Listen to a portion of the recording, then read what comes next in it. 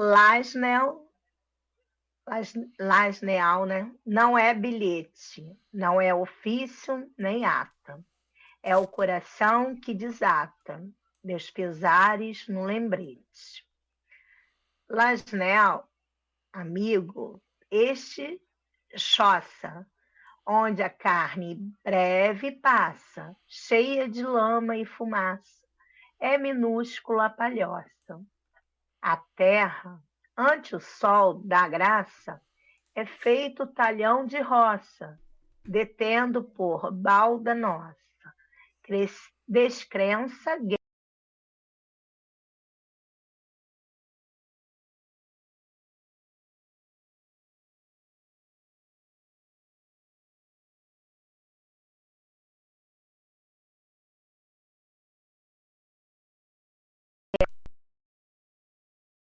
Vocês me escutam? Fiquei sem áudio. Você faz a prece. Tá, Tá me tá dando ouvindo, para escutar, sim. tá me ouvindo agora? Esse finalzinho. Aham, É que esse finalzinho ficou tá. mudo aqui.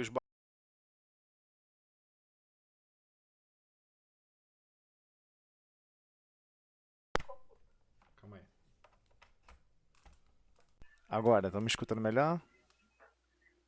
Aham, Sim? agora. Então vamos à prece. Tá, fechar aqui. Fechar essa tela. Senhor Jesus, Mestre de infinito amor e misericórdia, agradecemos, Senhor, a Tua ajuda, o Teu amparo, as Tuas vibrações de amor e carinho por todos nós. Em especial pedimos, Senhor, por mais essa oportunidade que possamos conversar e aprender, estudarmos juntos os Teus ensinamentos, os Teus recursos de desenvolvimento que são sempre ofertados na nossa existência, nas nossas caminhadas, nos nossos projetos, que possamos sempre assimilar e desenvolver o reino de Deus em nossos corações, hoje e sempre. Pedimos em especial aqui por todos os lados representados, aqueles que puderam participar e aqueles também que não puderam participar e estarão assistindo posteriormente, que igualmente possam ser envolvidos e perceber as suas vibrações de carinho e amor por toda a humanidade, hoje e sempre. Que assim seja, graças a Deus. Bem, vamos lá. Vamos ver se agora vai funcionar. Acho que está funcionando sim. Vamos lá. Então vamos lá, gente. Nós conversamos. Eu sei que já tem um tempo, né? Já tem um bom tempo. Mas vamos retomar aqui ali do pensamento de maneira um pouco mais veloz, né? Deixa eu só reduzir aqui o tamanho do texto, que aí vai dar para todo mundo observar. Então, no último estudo, nós já conversamos bastante na introdução, todos compreenderam qual é a essência dessa obra. O Ser Consciente é uma obra realmente assim libertadora do ponto de vista de desenvolvimento que todos nós temos que cumprir para conosco mesmos. Não é trivial, não é fácil. Temos uma dificuldade muito grande no amar o próximo como a nós mesmos. Esse como a nós mesmos a gente sempre deixa para depois. Eu vou ver, eu vou acontecer, eu vou me tolerando. E eis que Joana de Anjos traz para a gente essa conceituação da quarta força, sobre o que seria essa quarta força, essa quarta percepção, dessa profundidade maior dos problemas psicológicos mais profundos, que são oriundos justamente daquela consciência mais profunda que todos nós temos, né? Que somos como nós estamos realmente nos construindo. Então, avançando, nós conversamos bastante sobre a parte de definição e conceitos. E deixando claro, a espiritualidade superior, ela não cumpre as missões que nós temos que cumprir na Terra. Então, o desenvolver de novos sentimentos, de novas percepções, até mesmo entender um pouco mais sobre a psicologia transcendental, que transcende todos os aspectos que nós compreendemos ainda aprisionados em percepções mecanicistas e até mesmo percepções materialistas, retirando todos esses recursos, sobra sempre a nossa própria essência. É como se tudo fosse ruído. E a nossa essência sempre esteve ali aguardando por ser trabalhada.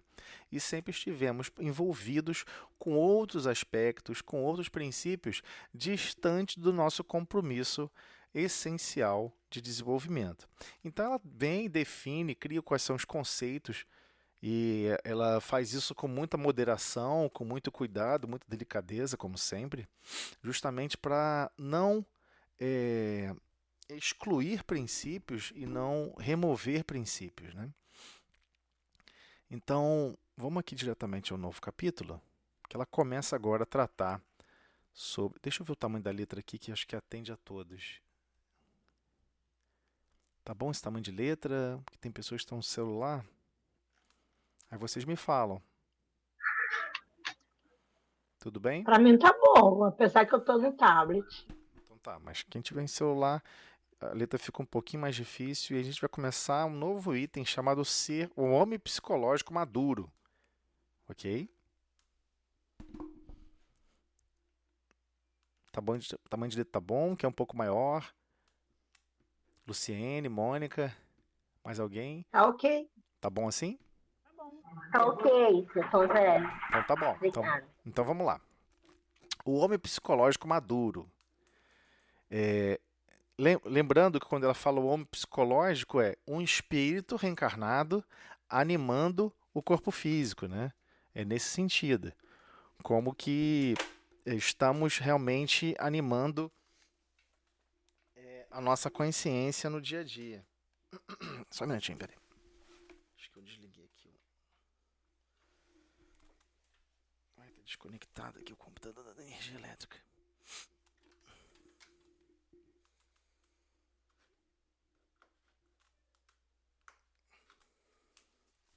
Só um minutinho, por favor.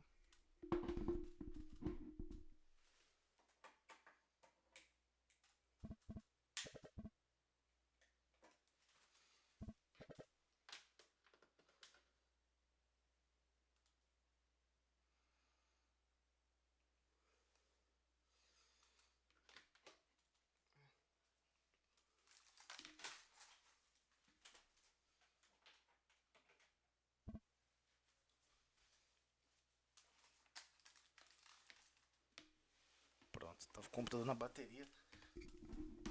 Ah, na bateria não vai não. Vamos lá.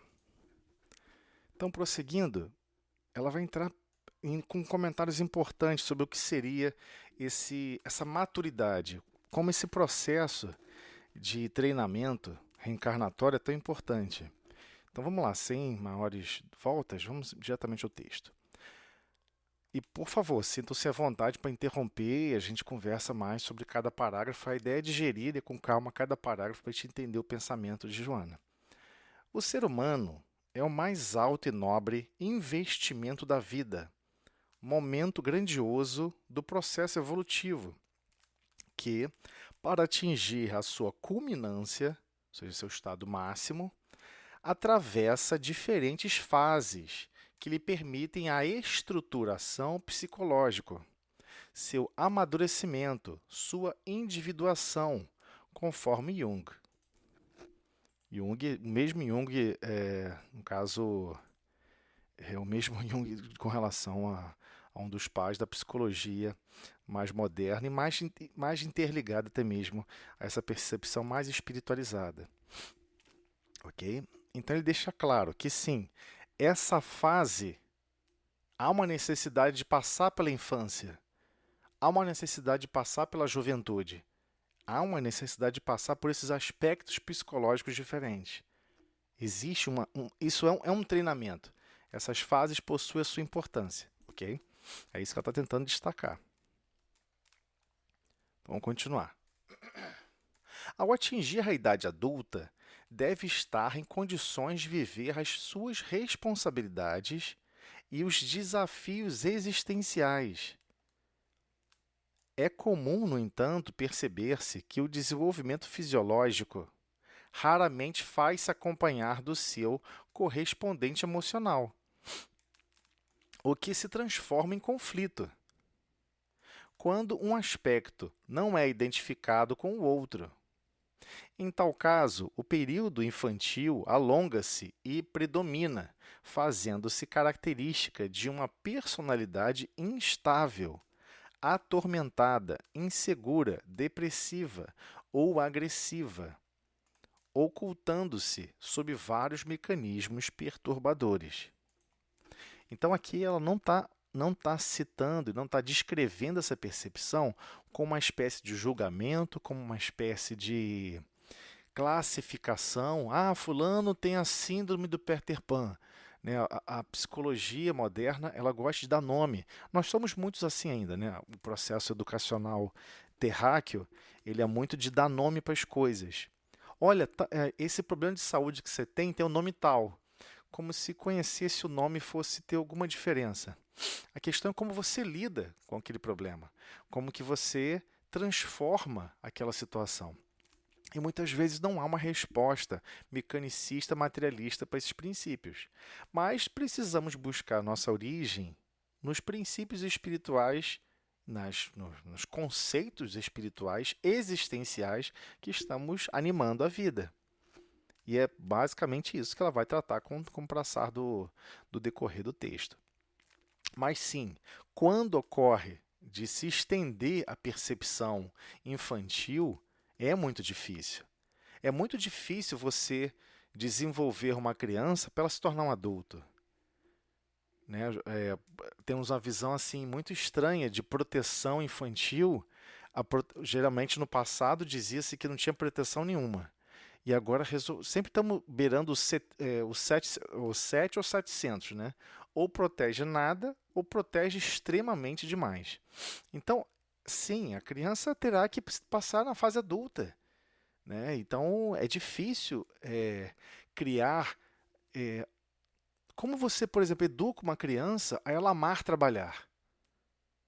Como que você educa a criança a isso? Ó, você vai se sentir muito bem, você vai trabalhar bastante, vai exaurir esse tal de corpo físico, mas você vai amar.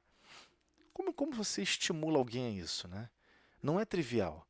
Para você ter ideia, no passado, no Japão antigo, existia um treinamento muito interessante, que eu admiro muito. Claro que vocês vão me achar um psicopata por admirar isso, mas é um treinamento que eu admiro muito, não vou mentir. Quando você está treinando lá as crianças e os adolescentes para se tornar um candidato a entrar numa escola de samurai, para ser um servidor, né? Samurai significa aquele que serve. Os pretendentes tinham que realizar uma série de provas. Quem chegasse em primeiro lugar era aquele que mais apanhava. E os outros não recebiam nenhuma punição. Somente aquele que chegasse em primeiro lugar recebia punição. É difícil de entender isso. Mas era uma prova psicológica, não era uma prova física. É lógico que existia ali os desafios físicos, quem corre primeiro, com obstáculos, chega em tal lugar primeiro. Mas ele vai ser o mais punido. E aí, você correria ou não? Entendeu? É complexo de entender o valor daquela estrutura. Pô, mas parece uma coisa de doido. Ele devia receber um prêmio e não receber uma punição. Mas quem disse que para ele vai ser uma punição? Ah, mas apanhar não é uma punição? Sim, do ponto de vista físico. Do ponto de vista daquela escola psicológica, dele se libertar cada vez mais do eu egoísta. Inclusive, ele correu, ele conseguiu chegar primeiro para proteger todos aqueles que iriam receber aquela punição. Então, ele corre na frente e fala, não, eu vou receber a punição por todos os outros. Não por... Depende de como você observa. Se você só observa a vida como benefícios, fica difícil. Então, é muito difícil desenvolver maturidade da personalidade de todos os seres que estão reencarnando, todos sem exceção. E todos nós precisamos desse desenvolvimento. É muito complicado. Não estou falando para fazer esse mesmo processo com outras pessoas. Não estou falando para ninguém agredir ninguém, não, pelo amor de Deus. Não é nesse sentido. Eu estou falando como tem outros aspectos complexos que nós não entendemos. Né? A pessoa, aqui a criança vai crescendo, daqui a pouco vira adolescente. Aí os pais falam, você tem que passar a lavar louça. Você tem que aprender a lavar louça. Você tem que aprender a lavar um banheiro. Você tem que aprender a fazer comida. Daqui a pouco você tem 18 anos. Você tem que aprender um monte de coisa da vida adulta. Mas tem mesmo, né? Vai negar? Né? A pessoa vai ter que escovar o dente até o penúltimo dia da existência no corpo físico. Ela vai ter que se alimentar até o penúltimo dia do corpo físico. Eu não vou dizer o último, porque vai que foi meia-noite e 1, né? Então não dá para saber a hora que ninguém vai desencarnar. Mas você vai ter que aprender a cumprir as tarefas e aprender a fazer essas tarefas por amor. Aí tá um desafio, aí o sarrafo foi lá em cima, né? Aí o desafio está ainda maior. Mas sim, a criança é um ser mais protegido, é uma condição psicológica mais protegida, mas tem um espírito velho ali. De repente, o espírito que está ali tem mais experiência do que os próprios pais. É esse o ponto dramático, né? E os próprios pais podem acabar forçando a criança a querer viver uma realidade distorcida. Não pela criança em si, mas por, sabe, conflitos emocionais que os adultos passam e que acabam refletindo nas crianças. Isso foi só um exemplo para tentar explicar essa questão da maturidade que ela está trazendo. Porque existe um aspecto psicológico e espiritual mais profundo, do ser espiritual mais profundo. E ela vai sempre tratar, a partir de agora, sobre essa quarta força, esse quarto impulsionador psicológico da vida, ok? Esse quarto aspecto. Então, se alguém não entender, por favor, me interrompa, fale alguma coisa. Tudo bem? Podemos prosseguir? Sim? Uhum. Então vamos lá. O seu processo de amadurecimento psicológico, portanto, pode ser comparado a uma larga gestação, cujo parto doloroso propicia especial plenificação. Então, sim, vai chegar um momento que vai ter um parto. Qual vai ser o parto final? As pessoas ficam achando que é quando a pessoa começa a trabalhar, que começa a ter atividade, começar a pagar boleto, com isso. Não, isso não é essa gestação em si. Porque a pessoa pode estar nesse momento e ainda assim exercer princípios de convivência e princípios essenciais da sua própria existência, a manifestação real da sua consciência na própria existência, de uma maneira totalmente infantilizada. Pode acontecer. Mesmo trabalhando, pagando boleto, um monte de coisa. E é sobre isso que ela está falando, que é tão complexo de perceber. Então, prosseguindo. Procedente de ativismos agressivos e mantado ainda aos instintos, o ser cresce sob pressões que lhe despertam a necessidade de desabrochar os valores adormecidos, qual semente que se entumesce sob as cargas esmagadoras do solo, a fim de libertar o vegetal embrionário, que se agigantará através do tempo. Então, sim, a própria pessoa vai perceber isso, que existe um aspecto meio aprisionado, em que ela vai sofrer a pressão, até essa parte mais agressiva, do estar animando um corpo físico, de estar animando um perispírito desse planeta. Não é tão trivial assim. Você nunca animou outro, então você não sabe o quão pesado e quão impactante ele é. Porque todo perispírito é um dosímetro. O perispírito captura a essência de como nós pensamos, de como nós sentimos a vida, de todos os nossos sentimentos que nós manifestamos. Nós estamos sempre imprimindo esses recursos, energizando, imantando, como queira chamar, o nosso perispírito com essas percepções. E é claro, quando o desajuste, o desequilíbrio é muito profundo, ele altera o equilíbrio da flora intestinal, ele altera o equilíbrio de algum órgão. Mas, inicialmente, o desequilíbrio partiu do espírito. Não partiu do órgão para o espírito, é o contrário. É o espírito em desarmonia, o espírito em contrariedade com seus próprios princípios, ele cria desarmonias no seu próprio corpo físico. Imagina se não existisse o corpo físico, você vai perceber nunca que você está em desarmonia. Então é um pouco sobre isso que ela está falando. É claro que vão existir pressões, né, recursos que ela trata aqui como pressões gerais, qual se fosse você colocar uma semente debaixo da terra e prensar, né? Por mais que tenha os recursos, os nutrientes, todos os recursos, nem o reino vegetal tem moleza. Não existe molezinha para o reino vegetal.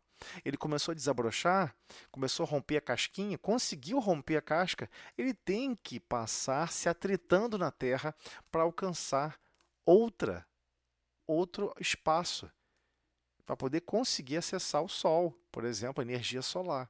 Ele precisa fazer esse esforço. Ninguém fará por ele.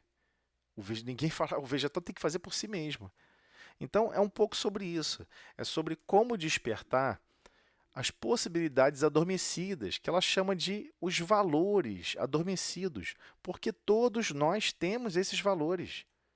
E às vezes estão lá adormecidos, esperando operar, e não queremos, por vezes, operar. Queremos viver outras realidades. Então, prosseguindo. Fatores compressivos e difíceis de liberados pelos processos castradores do ambiente quase sempre contribuem para que se prolongue a sua imaturidade psicológica. Então, ela está falando de uma maneira aqui muito branda, de vários conceitos e várias situações que todos aqui, já com uma certa idade, já experienciaram. Né? Fatores compressivos e difíceis de liberados pelos processos castradores do ambiente. Então, tem vários processos que são castradores, a gente sabe disso. Do próprio ambiente onde está convivendo com outras pessoas. Quase sempre contribui para o quê? Para prolongar a sua imaturidade psicológica. Então, por exemplo, uma mãezinha, quando vai lidar com o menino, é muito difícil a mãe treinar esse menino para ele ser um homem que vai se desenvolver para servir, para colaborar e, ao mesmo tempo, qualquer tipo de trabalho, qualquer tipo de tarefa, inclusive do lar, ele vai conseguir realmente desempenhar. Então, o que acontece? A maioria das mães, porque é um contrassenso, né? A maioria das mães criam os meninos para não ajudar em nada em casa. A maioria não sabe fazer comida. Ué, mas de repente a esposa saiu para trabalhar e você não vai fazer a comida para os seus próprios filhos? É sobre esses aspectos que a gente está falando. É um fator compressivo? Os pais não estão analisando ali, fazer juízo de. Eu não estou dando só um exemplo, tá, gente? Não leve a mal, mas é só um exemplo. Pode ser até que eu seja um pouco atrevido nos exemplos, mas vocês utilizem, por favor, as possibilidades de filtrar o que eu estou falando um pouquinho. É mais para exemplificar. Que processos castradores do ambiente são esses? Entendeu? Que processos castradores são esses? Não, homem não lava louça. Mas vai ter que casar com alguém, ele vai ter que lavar louça, não existe isso. Então não vai levar nem o próprio copo que ele toma água. Mas por vezes, a pessoa aceita. O espírito reencarnante, como criança, aceita. Outros não. A mulher fala isso, o espírito olha, aham, eu vou fazer o que eu acho que é o certo. E o espírito começa a cumprir o que ele acha que é o certo, independente de pai e mãe. Isso aqui é difícil. Mas os processos castradores do ambiente são complexos e são impactantes. E como ela colocou aqui, quase sempre, Joana explica isso bem diretamente, quase sempre, tá? Contribuem para que se prolongue a sua imaturidade psicológica. Ah, se você for lavar roupa, isso não é coisa de homem. Ué, não entendi. O que a minha definição, ou a minha consciência de animar um corpo físico masculino ou feminino tem a ver com lavar ou não lavar roupa. Você está entendendo? Que tipo de paradigma você quer viver? Você quer viver paradigmas que você herda, que na verdade são paradigmas castradores dos certos ambientes, com certas convivências, mas que te beneficiam? A maioria aceita. Se não te beneficia, geralmente você pula. É esse o aspecto que é complexo. Pode falar, Luciene. Então, Tonzelli, boa noite para todo mundo. Mas isso aí acontece também. Claro que a pessoa é uma criança ainda, é um adolescente, não percebe. E o adulto, quando ele se torna uma pessoa adulta, ele vai ver que ele vai precisar fazer determinadas coisas. Mas a maioria também, as próprias mães, elas na minha época, né, pela minha idade, hoje em dia as coisas já estão melhorando um pouco. Eh, Minha mãe não deixava meu tio lavar uma louça. Deus me livre. Fritar um ovo nem pensar, não. Que isso? Não, não vai fazer, não, faz isso, isso deixa que eu faço você, não. Eu que vou lá lavar sua roupa, eu que isso. Então ele não fazia nada, foi criado como bebê. Desencarnou, não sabia nem fritar um ovo. A esposa que e fazia tudo para ele, meu irmão também. Até sabe fazer alguma coisinha. Mas, assim, os homens da minha mãe, vamos dizer assim, os homens criados pela minha mãe, foi tudo criado assim. Então, ele já vem, já desde criança, sendo criado assim, não, minha mãe que faz, minha irmã que faz, eu sou homem. Ela disse, não, meu filho, deixa isso aí é mulher, coisa de mulher, vai jogar seu futebol, vai estudar, deixa isso aqui comigo, entendeu? Não, Então, também, entendi, não, entendi. não, né, tem um pouco também disso aí, da própria criação, né, da família. Por isso que ela está E a- falando de maneira pontual, processos castradores do ambiente. Ela nem deu exemplos. Eu estou tentando só dar exemplos, você pontuou muito bem esses exemplos, do que ela está falando, né? O que são esses é, processos castradores, né? são vários, São né? vários, Mas porque um desses, imagina, aí você chega na fase adulta, aí de repente seu filho está com febre. Poxa, você exatamente. não sabe, aí não tem, a esposa não está do lado. De repente a esposa viajou, ou a esposa também está Uhum. doente. Ué, o que você faz? Ó, desculpa, criança. Quem cuida da parte médica é sua mãe. Sua mãe tá doente, então o negócio é o seguinte: você tá ferrado. Não tem ninguém para cuidar Vamos de todo você. mundo para casa da vovó. Sua avó que cuide. Não, mas tem gente que não tem opção de levar para casa da vovó, né? Pois é, eu só estou fazendo uma brincadeira Não, agora. mas Mas, assim, é importante essas brincadeiras porque a gente não percebe que são processos castradores, né? Como é que você vai uhum. desenvolver um ser humano para ele amar e servir? Seja menino ou menino, tá? Seja homem ou mulher. Como é que você desenvolve um ser para mais servir? Não é trivial. Então, a gente por vezes percebe que praticamos excessos em certas idades. Claro que há uma receptividade daquele espírito em absorver aquele excesso. Há uma receptividade. E Sim, eu tenho certeza que essas mães do passado não fizeram de propósito. Fizeram com todo claro. amor e carinho, protegeram como achando que estivesse fazendo a máxima proteção. Não é. Então, mas aí esse homem, essa pessoa, esse homem ou essa mulher cresce, né? A vida inteira assim. E aí, quando se torna um homem adulto, uma mulher adulta, ele vai achar que aquilo é extremamente normal, Sim, mas é sobre isso que ela vai falar. né? É exatamente sobre isso que ela vai falar. Como que tudo se torna um peso insuportável, insuperável, né? É. Que é porque faltou aquele amadurecimento psicológico de entender, primeiro, assumir responsabilidades, assumir Uhum, cuidados, zelo, carinho, afeto. Então, não é só com relação ao aspecto dos sentimentos.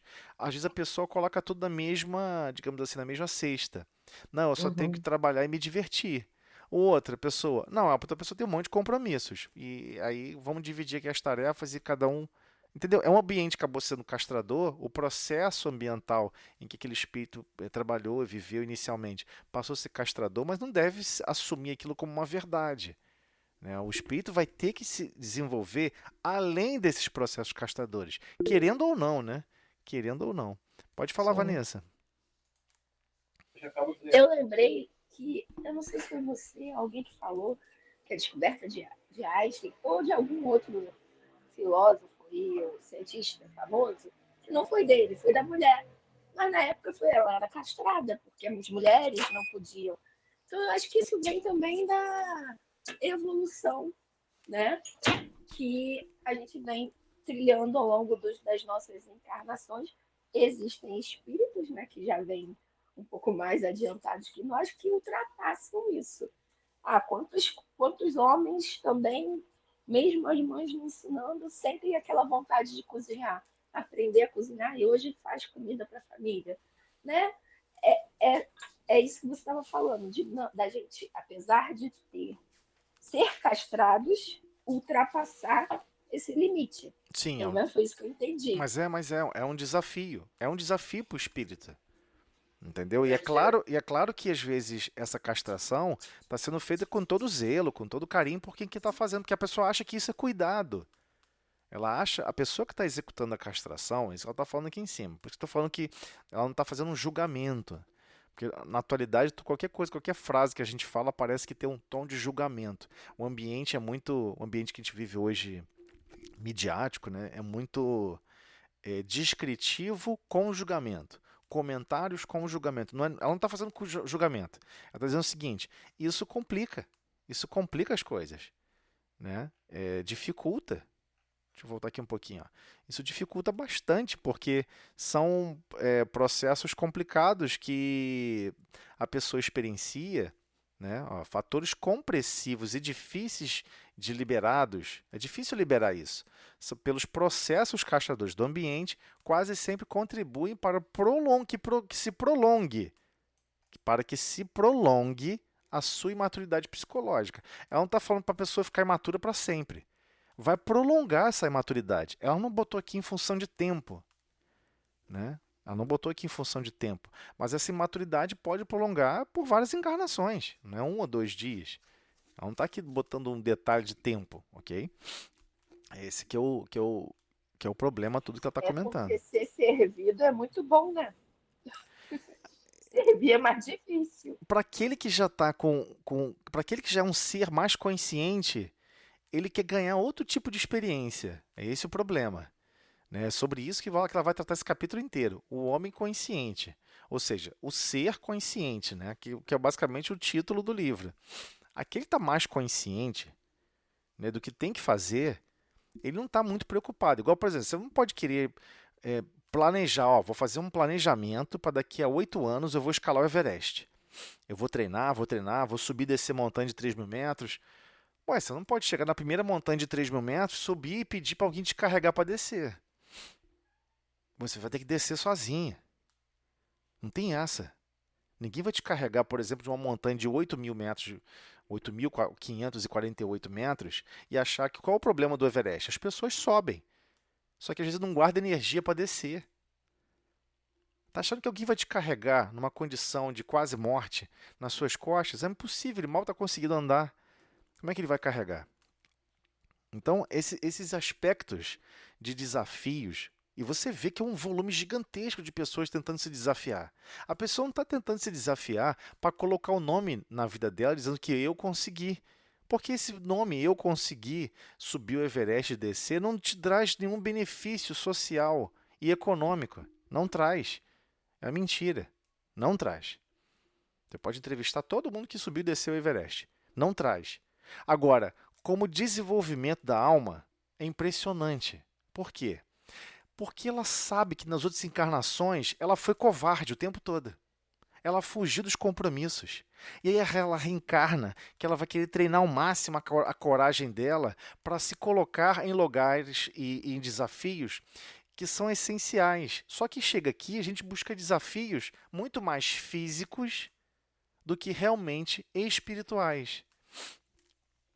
O que é mais desafiador? Você subir e descer o Everest ou você passar uma encarnação inteira cuidando de alguém? Com certeza, uma encarnação inteira cuidando de alguém. Amando, zelando, velando, cuidando. Só que se você, dependendo com quem você fala, com o público que você fala, o que vai transparecer? Ué, que subir o Everest é mais importante do que cuidar de alguém. Porque a pessoa vai dizer assim, cuidar de alguém qualquer um cuida. Não, cuidar de alguém com amor, com zelo, com carinho, com fraternidade, e exercendo a sua ação com amor, treinando a benevolência, a indulgência, o perdão continuamente em todos os cenários da vida, é milhões de vezes mais desafiador. Fazer isso, cumprir isso com a real capacidade, com a real desenvoltura que você deveria estar cumprindo, é muito mais complexo do que subir e descer o Everest. Muito mais, nem se compara. O Everest passa a ser pular um muro. Parece que é pular um muro. O Everest você pode se preparar em 3, 4 anos. Por vezes, para você cuidar de alguém, amar alguém, e a pessoa confiar em você e depender de você emocionalmente, depender de você em vários aspectos difíceis que a pessoa vai passar, você sabe por quais dificuldades aquele espírito vai passar do seu lado. A pessoa vai reencarnar com você, vai passar por N atrocidades, N complicações, e você fala, fica tranquilo, eu vou estar do seu lado. Você não vai estar sozinho. Às vezes, 1, 2, 3 encarnações juntos. É muito mais complexo do que escalar e subir e descer o Everest. Porque requer desafios, requer empenho da nossa alma. Vamos ter que buscar capacidades de bondade que a gente sabe que ainda não tem. Né? Igual aquela história as histórias do passado animavam as pessoas a terem mais coragem. Então, por exemplo, quando você vê a história original, né? Vamos falar da história original da princesa que está lá presa no castelo sendo procurada, sendo guardada por um dragão. Todo mundo viu essa história quando era criança, inclusive a história original. Chega o cavaleiro, o príncipe, e chega na cidade e descobre, de outro reino, descobre quando ele chega naquela cidade que tem uma princesa presa num castelo sendo protegida por um dragão e ninguém consegue libertar ela. Ué, ele topa de primeira. Sim, eu vou. Eu vou libertar ela. Porque eu sei que é o correto, eu sei que é o certo. Ninguém deveria estar preso no lugar sendo cuidado por um dragão. Isso não faz sentido, eu tenho que ir lá libertar essa pessoa. Por quê? Porque ele sabe valorizar o que é o justo, o correto. Então, é muito complicado explicar isso para alguém. Mas você fala assim, poxa, mas tem um dragão lá, cara. Você não tem como lutar com o dragão. Eu sei que nessa jornada, se eu mantiver a boa vontade e a coragem, novos recursos vão surgir. E aí na história original, que foi distorcida por Disney e tudo mais, né? A história original conta de outros recursos. Quando ele vai caminhando pela floresta e seguindo a jornada dele até esse castelo, surgem novos recursos do nada. De repente, alguém oferece para ele uma capa da visibilidade.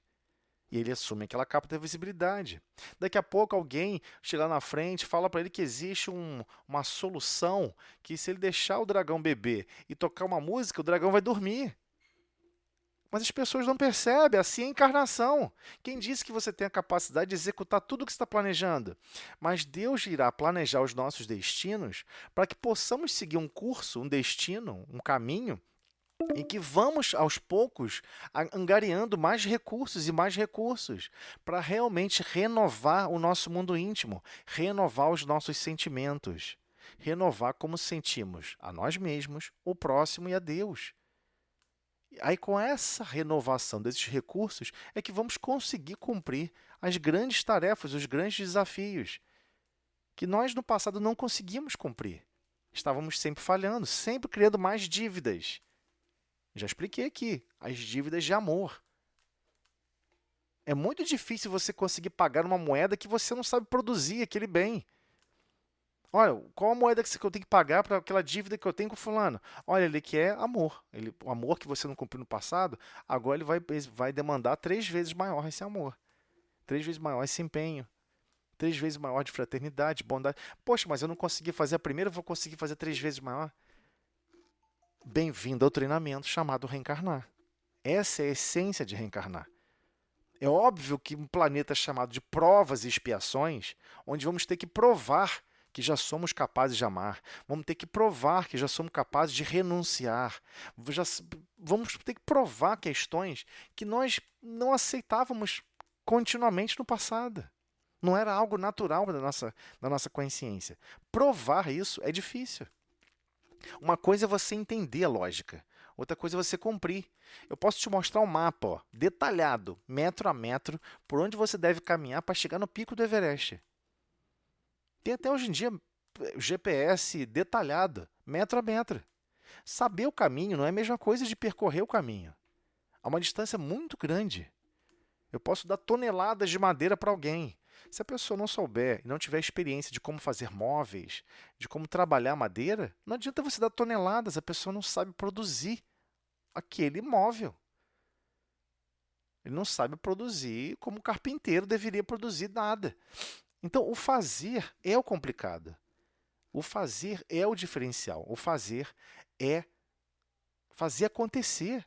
Você consegue transformar um ambiente desestruturado, desarmonizado em harmonia.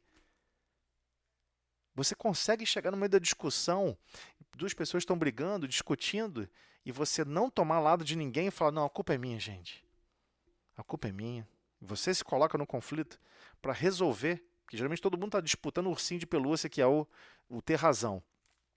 E aí você consegue desfazer mágoas, desfazer angústias e transformar, reharmonizar, reequilibrar consciências no sentido da fraternidade, da paz, do zelo, do carinho, do amor. Isso é difícil, a gente não tem experiência nisso. Esse é o problema. Como é que a gente pode provar aquilo que a gente não tem experiência? Ou tem pouquíssima experiência? E é claro, né? planeta de provas e expiações, vamos ter que expiar, ou seja, experienciar a nossa consciência distorcida. Você vai ver pessoas que você ama, que estão em contato íntimo com você durante, às vezes, a encarnação inteira, que vão sofrer ao seu lado. E você vai ser testemunha ocular disso. Você sempre vai, quando estamos encarnados, sempre achamos uma justificativa para tudo, uma explicação para tudo. Quando desencarnamos, meu Deus, por que eu tratei fulano assim ou fulano assado? Diante desse cenário, como é que o cenário pôde governar os meus sentimentos? Como é que eu pude escolher falar dessa forma se minha intenção antes de reencarnar era só produzir carinho, amor e alegria? É sobre isso.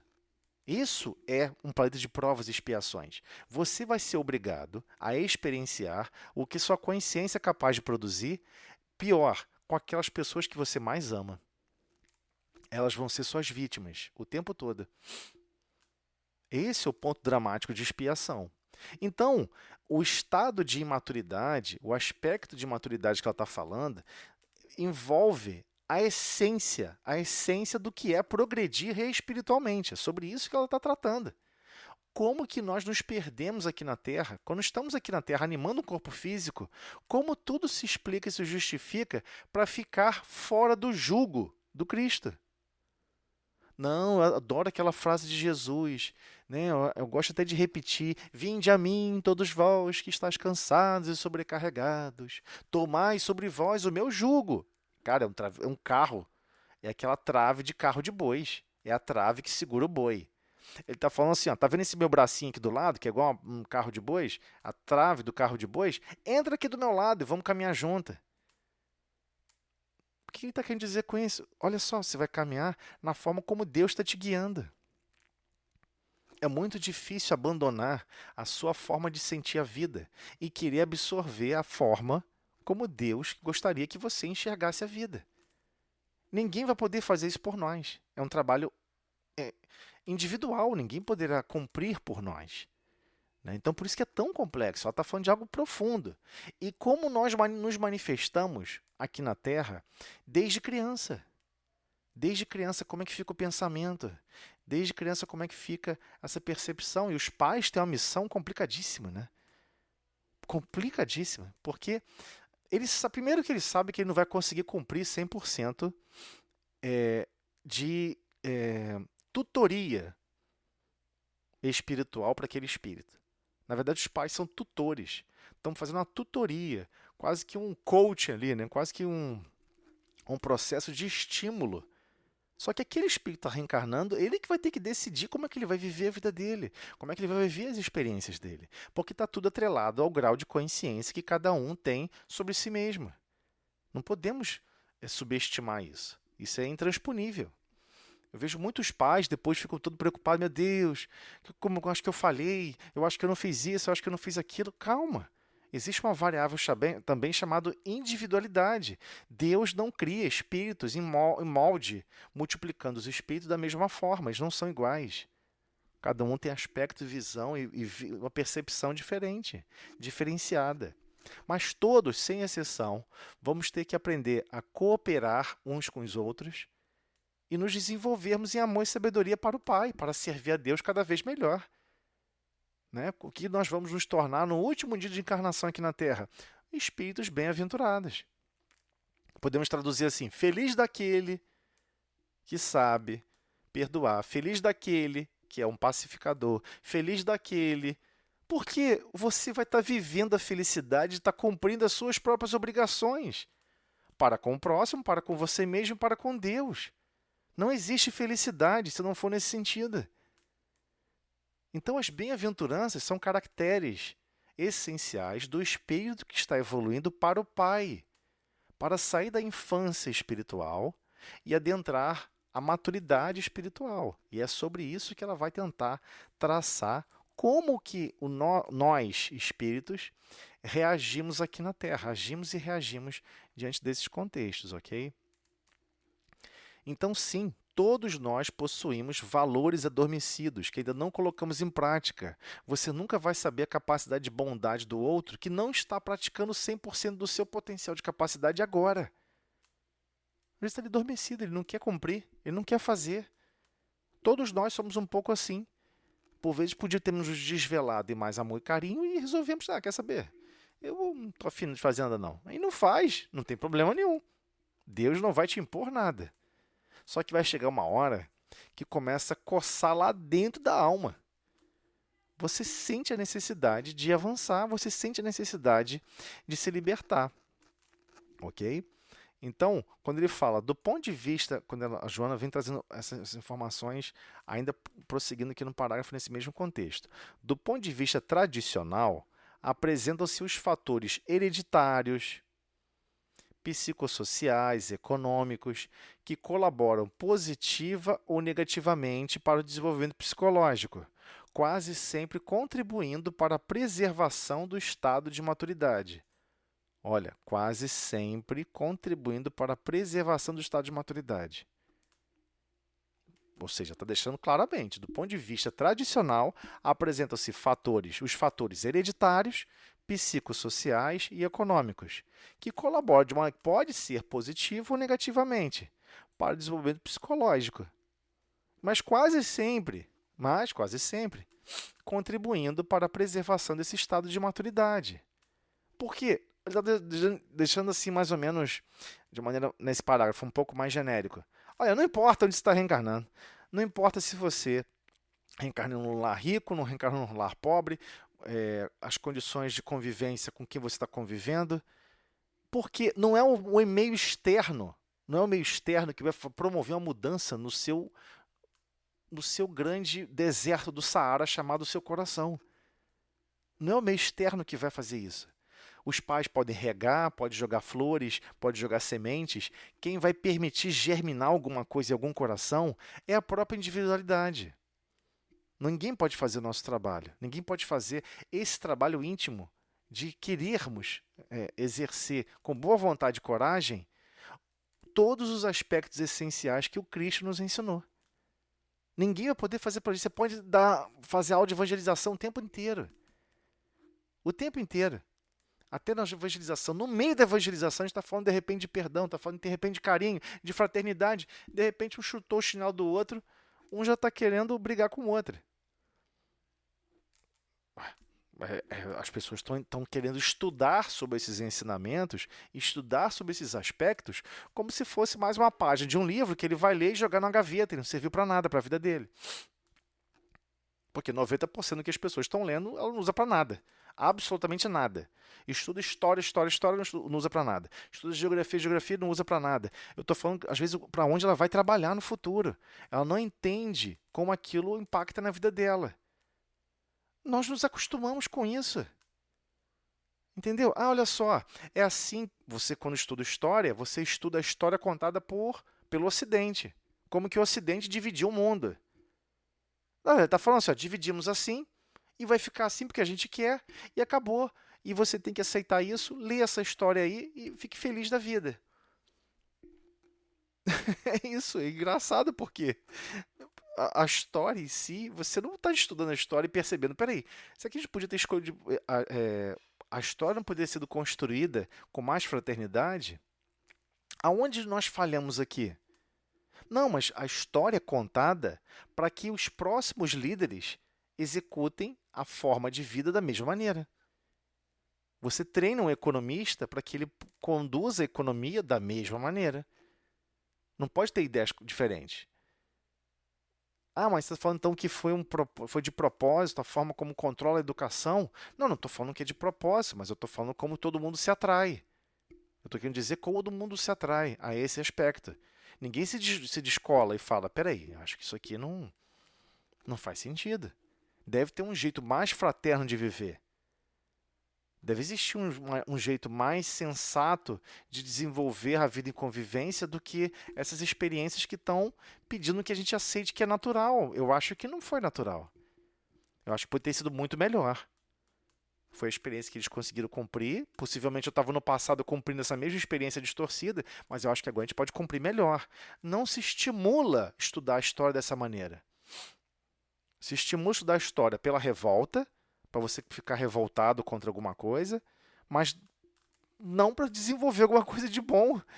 Finalmente, olha só, foi assim, foi meio torto. Aí só diz que foi torto e acabou, cadê as ideias novas? Como é que resolve um problema que eles não conseguiram resolver no passado e que ficou torto? Os mesmos conflitos do mundo inteiro continuam. As pessoas não sabem como o mundo foi dividido e rachado e como o mundo é controlado por várias potências econômicas. As pessoas não sabem. Só quando alguma coisa impacta no seu trabalho. Ah, você quer estudar uma liga de alumínio com silício. Aí você descobre que, não, alumínio de silício, tantos por cento de silício está proibido. Mano, não entendi como assim proibido. Você não pode fazer nenhum trabalho com alumínio e silício porque aquele país lá falou que você não pode e acabou. As pessoas só entendem esse nível de dominação que às vezes existem quando percebe, quando sente dominação. Né? Assim também é a nossa consciência. A gente não percebe o quanto que os sentimentos que nos dominam nos limitam. Então, por vezes, criamos sentimentos distorcidos que nós não percebemos o quanto que ele é maléfico para a nossa existência ou para a nossa constituição agora de vida. Nós não percebemos porque nós não conhecemos outro jeito de viver. Esse que é o problema. Não interpretamos a vida como Jesus pediu para nós vivermos de uma maneira mais abrangente, de uma maneira mais ativa, no bem e no amor, né? Gente, olha só, rapidinho, eu vou abrir uma nova sala. Bem, vamos continuando, e aí à medida que as pessoas forem entrando, a gente vai aqui adicionando, vamos lá. Então, continua lendo o pensamento. É muito difícil imaginarmos a alegria e o contentamento de estar cumprindo o que realmente gostaríamos de cumprir se nós não temos essa experiência. É como falar, como é que você explica para o indígena, sei lá, que nunca viu nada, que sempre viveu no meio de uma floresta, ele nunca teve contato com ninguém, você vai de repente do nada explicar o que é eletricidade. Vou explicar o que é eletricidade. Como é que acende essa lanterna? A pessoa acha que está produzindo fogo ali dentro, porque a única fonte de luz que ela conhece é a lua, o sol e o fogo. Assim também são com relação aos sentimentos essenciais para a nossa alma. A gente não tem como imaginar o que é estar vivendo os sentimentos necessários de desenvoltura para mais servir continuamente. E aí eu recomendo o livro Renúncia. Leiam o livro Renúncia, uma história belíssima. É muito difícil a gente aprender a mais servir. Primeira frase que ela fala para o amado dela, né, que ela retorna, ela sai da esteira de Sírios, né, e vai, ela estava fazendo um trabalho importantíssimo em Sírios, ela nem precisava mais reencarnar na Terra, já estava há muito tempo sem reencarnar na Terra, mas ela sabia que o Pollux dela, que ela tanto amava, estava ainda prisioneira de diversos aspectos que ele não conseguia se desvencilhar. E ele estava prestes a reencarnar e ele fala claramente, meu Deus, eu não vou conseguir. Ele tem uma epifania um choque mental antes de reencarnar, do tipo, meu Deus do céu, eu estou reencarnando direto para tentar treinar e me capacitar para essas mesmas potencialidades, eu não consigo fazer, não dá certo. E eis que ela já havia conseguido a autorização do Cristo para reencarnar com ele, e ela chega aqui à Terra, né, recebe a autorização para receber o envoltório perispiritual da Terra, e ele reconhece ela imediatamente e começa a chorar, cai de joelho chorando, e ela fala, Pollux, fique tranquila, eu vou te ajudar para que você possa compreender a necessidade de jamais servir. São frases intensas, aquilo vai ficar gravado na minha consciência para sempre. Ela veio lá do nada para dar exemplo, e ela passou poucos e boas aqui na Terra. Ele rejeitou ela. Né? Não vou ficar dando spoiler do livro, mas depois eu vou ter que colocar esse audiolivro também lá no grupo de audiolivros, para vocês, quem não tiver, poder acompanhar pelo audiolivro, não puder ter tempo para ler, pelo menos acompanha pelo audiolivro. A história é lindíssima, belíssima. Observe tudo que ela fala, todas as situações que as pessoas falavam de conflito. Olha só essa criança chorando, que não para de chorar, que não sei o que lá. E ela fala de uma beleza, ela tem uma percepção tão profunda e tão bela sobre tudo que acontece na vida, que literalmente se observa que ela não é uma terráquea. Ela não entra nessa coisa jocosa, esquisita, de viver reclamando de tudo. Ela não fica achando que tudo é bom e dá presta. Ela vive outra realidade, outra percepção. Tudo ela vê com grandeza. Tudo ela observa com um ponto de vista completamente diferente. Ok? Então é sobre isso que ela. Boa noite, André. É sobre isso que também ela está falando nesse parágrafo. Então, do ponto de vista tradicional, né, apresenta esses aspectos hereditários, psicossociais, econômicos e tal, isso aqui, lá, que no final, né, colabora para o desenvolvimento psicológico, mas quase sempre contribui para a preservação do estado de maturidade. Mas em que sentido eu estou falando? Nesse sentido mais amplo. O espírito, por vezes, chega a um certo... olha só, aprendi como sobreviver nesse contexto. Por que eu vou fazer mais? Vou fazer só o que todo mundo está fazendo. A gente tem essa mania, entendeu? E é estranho, porque antes de reencarnar a gente fala, não, eu vou me empenhar, eu vou fazer o máximo, vou fazer o melhor, ninguém vai me parar. Mas não é o meio externo que para a gente. Quem desliga ou fica querendo desligar a boa vontade somos nós. Boa vontade na sua essência, né? Força de vontade. Força de vontade de fazer algo, né? Não estou falando aqui algo perverso, malefício, nada disso. Não estou falando, eu quero agir no bem nessa situação. E a pessoa se empenha. Vai lá e faz, se empenha, se desvela. Isso não é tão fácil. A maioria cai no mesmismo do dia a dia. E acaba se adequando. Mas todo mundo faz assim. Se você ainda pergunta a pessoa se justifica. Não, mas todo mundo faz assim. É isso que ela está falando do aspecto psicossocial. Esse é o aspecto psicossocial. Todo mundo faz assim, vou fazer também. Estranho, né? Mas a realidade ainda é essa. A gente acaba ficando preso a certos aspectos e, de certa forma, é uma forma de fuga, né? Uma forma de fuga psicológica. Porque você sabe que se você desse um passo para outra direção, rapaz, dá um trabalho danado. Eu tenho que trabalhar a beça, se empenhar a beça, se envolver a beça. E, sabe, a pessoa está se desenvolvendo para não ter que trabalhar. Enquanto que o espírito está progredindo, está fazendo o contrário. Ele quer se desenvolver para trabalhar cada vez mais, para assumir responsabilidades cada vez maiores, para se empenhar e servir continuamente cada vez mais. Tem que decidir. Ou você compreende a sua condição de criatura, ou você se acha um criador. Se a sua relação com Deus é no sentido de simplesmente ele te criou e você acha que você está criando as coisas e é totalmente independente do Pai, fica difícil. Muito difícil de compreender a vida. Então, existem aspectos intrínsecos de corolários que criamos lá dentro da nossa alma, como fossem verdades inatingíveis, inabaláveis. Isso aqui é um corolário. Isso usa-se muito na matemática, né? Corolário. Você não pode questionar. É uma verdade que a matemática vive. É um corolário. É indiscutível. E não tem como você discutir. Eu estou falando o significado dessa palavra, né? No sentido como às vezes nós alimentamos isso no nosso coração. Alimentamos isso na nossa consciência. Isso aqui é um corolário, eu não posso mudar isso aqui. É assim que eu vou viver e pronto.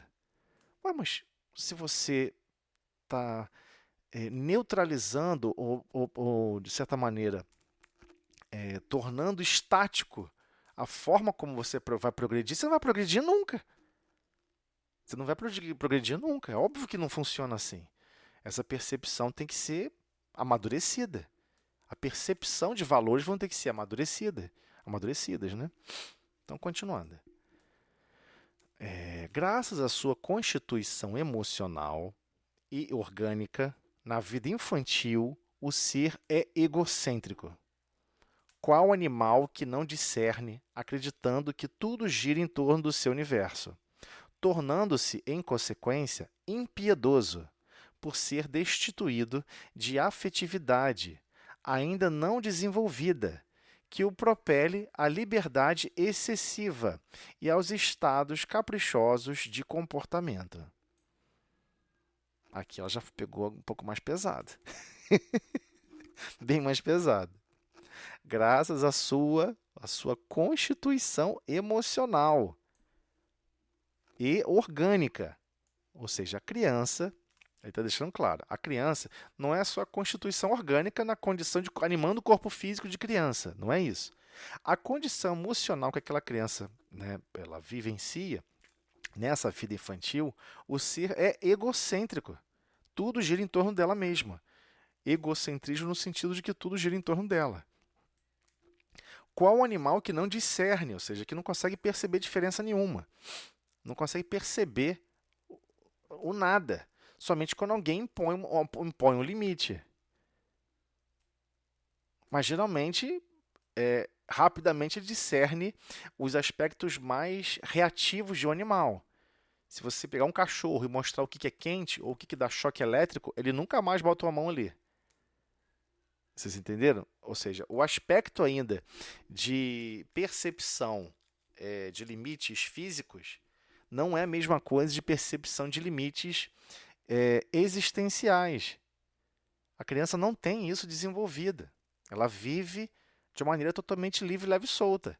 Quem acaba limitando essas possibilidades é o processo educacional. Somente o processo educacional é que acaba guiando. Eu estou falando aqui de espíritos da nossa categoria, tá?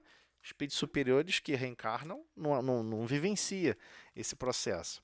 Não dessa maneira que ela está descrevendo aqui. Acreditando que tudo gira em torno do seu universo. Tudo gira em torno do seu universo. É uma reação até natural. A criança está em desenvolvimento. Todo mundo considera como natural. A criança está em desenvolvimento. Tornando-se, em consequência, impiedoso. Então, por vezes, você vai ver criança totalmente impiedosa. Não tem piedade nenhuma. Não tem piedade com animal, com passarinho, né? com coisa alguma, nem com ninguém. Vê uma pessoa mais idosa fazendo tal coisa, tipo, com uma dificuldade de carregar alguma coisa, ela não se oferece para ajudar. Ela não tem uma percepção de perceber que o outro está numa condição mais difícil. Ela não consegue perceber. E assim, os pais não têm que impor uma situação de dificuldade para a criança descobrir como se fosse um animal. Está errado também. A criança vai ter que desenvolver sentimentos mais nobres, não sendo adestrado como um animal, como a maioria dos psicólogos acreditam e grandes filósofos acreditam, que, na verdade, a vivência animando o corpo físico, você é limitado somente pela dor e prazer. Você oferece um prazer, uma sobremesa, uma bala, um pirulito, a criança vai e faz o que você está mandando. Porque isso é adestrar como se adestra um animal. Mas isso não é verdade. Não é só isso que acontece. Quando você vai e dá o exemplo, e aí está de grande diferença, como é que você desenvolve a constituição emocional de uma criança? Dando o exemplo. Você vai lá e se sacrifica.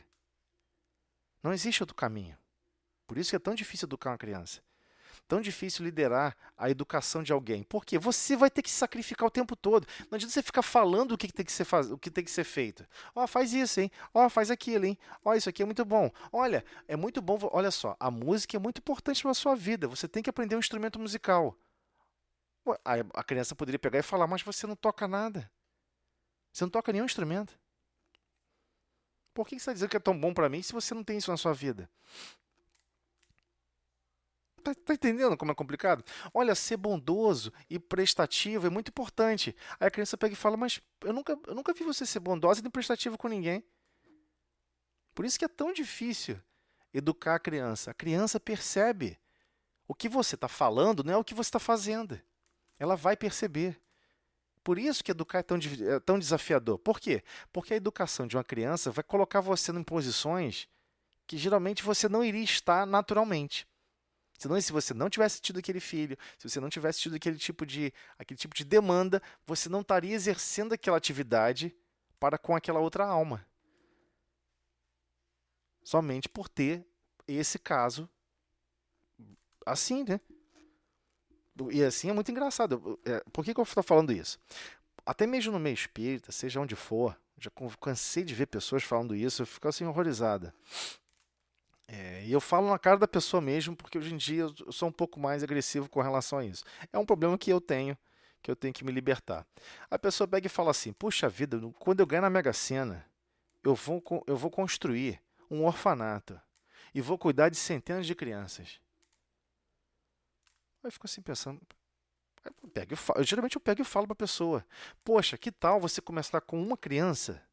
E geralmente a pessoa não tem criança nenhuma. E não gosta de cuidar de criança nenhuma. Mas ela quer criar recursos para patrocinar que o outro cuide. Por que você não começa a cuidar de uma criança agora?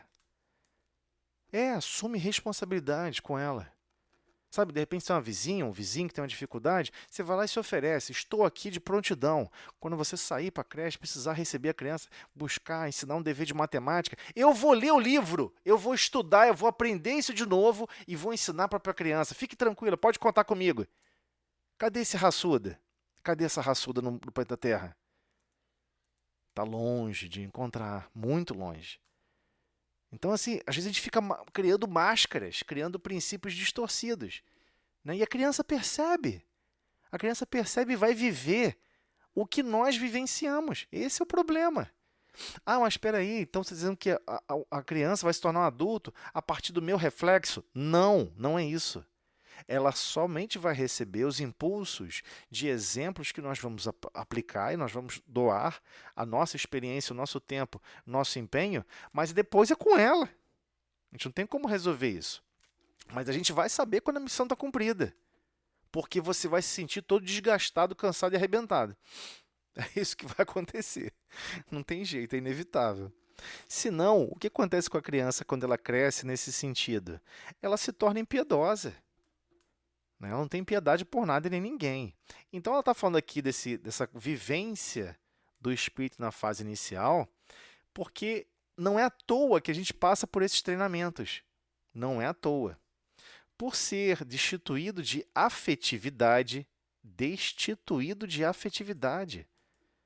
está ali destituído por afetividade ainda não desenvolvida, que o propele à liberdade excessiva. A pessoa só se sente bem se tiver um excesso de liberdade. Se não possui excesso de liberdade, parece que a vida não vale a pena. E aos estados de caprichos de comportamento. Entendeu? A pessoa tem que ser tolerada em todos os momentos. Aquela criança vai crescendo, ela faz o que bem entender, desrespeita todo mundo, desrespeita o ambiente, os locais, tudo mais. Não, mas temos que aceitar isso. Isso é importantíssimo para o desenvolvimento dela. Isso não é por desenvolvimento. Você está criando um transtorno psicológico para a criança para sempre. Ela vai crescer de maneira totalmente distorcida, vivendo uma realidade distorcida, incompatível com a vida de convivência. Incompatível. É sobre isso que ela está falando. E isso se reflete não só simplesmente por culpa dos pais ou de quem está educando, mas principalmente como aquela criança vai aceitar viver aquele princípio, viver esses princípios distorcidos, ok? Então, essa imaturidade pertence ao espírita, ok? Por mais que tenha um estímulo distorcido dos pais, cabe ao espírito decidir se vai querer viver ou não aquele princípio. Então, só para te avançar um pouquinho mais. Passado esse primeiro período de infância, faz-se ególatra. Aquela condição mais grave do egoísmo. Ele passa um total ególatra, acumulando tudo e apenas pensando em si. Acumulando tudo e apenas pensando em si. Ok? Em fatigante esforço de completar-se, isolando-se socialmente dos demais, ou considerando as outras pessoas como descartáveis, cujo valor acaba quando desaparece a utilidade, de imediato ignorando-as, desprezando-as. Então, o que a pessoa passa a viver? Passa a tratar todo mundo como recursos de desenvolvimento para ela mesma. Então, por exemplo, ela sugou da mãe, ou ele sugou da mãe, tolerância absurdas, libertinagem absurda. E ele sente... Como é que o espírito acaba se sentindo do ponto de vista do espírito que está observando a mãe? Que ele está absorvendo ao máximo, capturando ao máximo tudo que ele quer, e que ele deveria estar fazendo isso também com as outras pessoas, porque ele não desenvolveu o sentimento essencial de afetividade. Esse é o problema. Entendeu? Então, por exemplo, eu vejo quando as pessoas falam de maneira torta com as mães, aquilo geralmente me enfurece de eu ficar vermelho até por dentro da minha alma. Pô, como assim? A pessoa te deu a vida, capaz, que você deveria estar, tipo, limpando os pés dessa pessoa e você está falando de uma maneira totalmente esdrúxula, maltratando a própria mãe, você está surtado ou alucinada. Não tem dívida maior que você possa contrair com outro espírito. Você está devendo a vida a outra pessoa. Devendo a vida. Como é que você não consegue perceber isso, essa realidade? Então é muito difícil quando o espírito cresce em um ambiente onde ele vai sofrer essas injunções, né? De não ter essa afetividade, não constituir essa afetividade, não ser treinado para essa afetividade. Porque estamos falando aqui também de casos onde tem famílias onde a mãe não quer essa afetividade com o filho, não quer ter uma relação afetiva com os filhos, que é uma relação mais mecanicista com os filhos, e vai impondo essas coisas distorcidas. Fica muito complicado, sem desenvolver afetividade, fica muito complicado o espírito passar por essa secura na infância e sem desenvolver isso naquele momento e viver somente com os resquícios das encarnações anteriores. Quando ele consegue resgatar, e isso está mais ligado ao self, aí a gente vai depois entender na teoria aqui de Joana de Anjos mais profundamente, que o self é você mesmo reencarnando inúmeras vezes, a sua consciência absoluta, coletiva, que você vai criando várias camadas, como se fosse uma cebola, mas no final tem uma constituição ali central, que é você, quem você realmente é, que foi a mistura de distintas experiências, animando distintas consciências temporais. Aquele self que é você mesmo, o espírito mortal, quando ele sente a necessidade de ser afetivo, ele sente a necessidade de ser carinhoso e bondoso, zeloso, independente por qual caminho ele passar, ele vai querer exercer, e ele vai exercer esse princípio. Ele vai achar que não exercer é como um peixe tentar viver fora d'água. Não faz parte do ambiente natural dele. É nesse sentido que ela está falando. Mas sim, ela está mostrando que é uma característica de como as coisas podem desgringolar. E eu estou falando a característica que pode dar outro tipo de contexto. Então, enfatigando o esforço de completar-se, isolando-se socialmente. Quando ele está falando aqui enfatigante esforço de completar-se, ele está falando o seguinte. Ele coloca assim a seguinte métrica. Estou dando um exemplo, tá, gente? Um exemplo de quem geralmente é um ególatra. Não, olha só, o aspecto mais importante na minha vida é eu me tornar tal posição no trabalho, tal capacidade com tal salário. E eu só tenho que ficar pulando e pisando na cabeça das pessoas para alcançar esse objetivo. As pessoas que ficam com essas bobagens de sentimentalismo perdem tempo e não alcançam seus objetivos. Eu tenho que me esforçar profundamente para conseguir avançar e alcançar o ponto que eu vou dizer que eu estou feliz naquele ponto. E a pessoa faz isso. Vive no ambiente de trabalho, vive em condições adversas, pisando um na cabeça do outro, atropelando todo mundo, não quer saber. Ele não está preocupado em desenvolver o outro, em estar cooperando com o outro.